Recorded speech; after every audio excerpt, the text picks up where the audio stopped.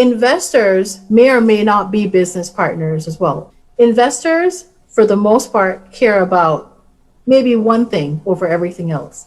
How do they make their money back?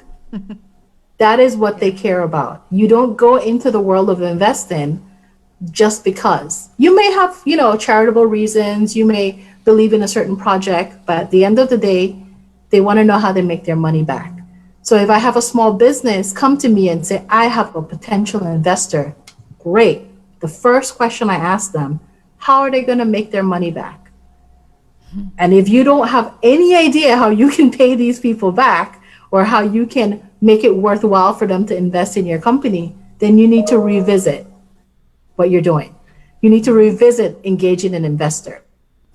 So the first thing that I would have you ask a potential investor is, do they want to also own part of your company? Some investors will.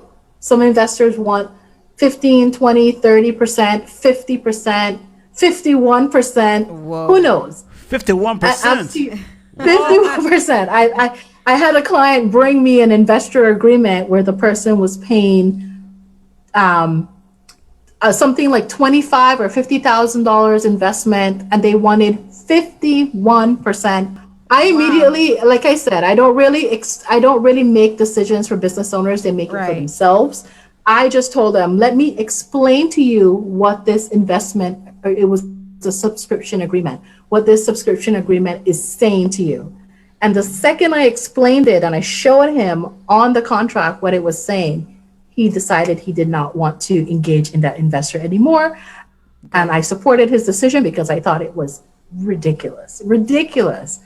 They wouldn't own their company anymore. I mean, not majority of the company anymore.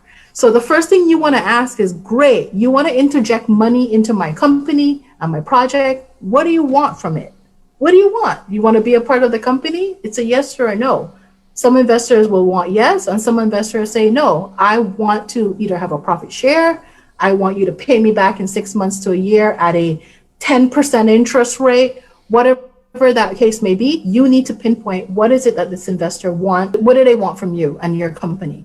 The second thing you need to figure out for yourself is, how are you planning to pay this person back?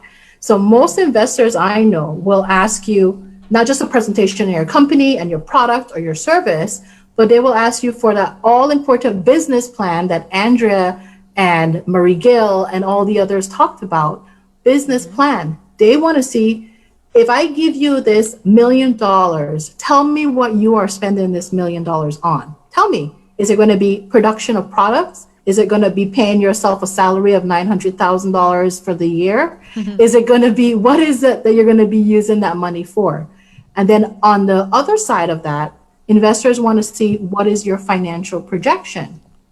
Can you even pay me back? If I give you this $1 million and I tell you that you need to pay me back in a year at a 10% interest, show me your financial projection that will enable you to do that.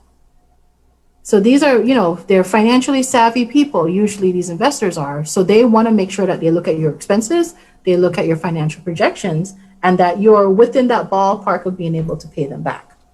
The content on Minding Your Business is for informational and educational purposes only and should not be construed as specific legal advice. This show discusses general legal issues affecting business owners. Opinions of the guests are not necessarily that of the show. If you need assistance with your specific legal issue, please consult with a licensed attorney.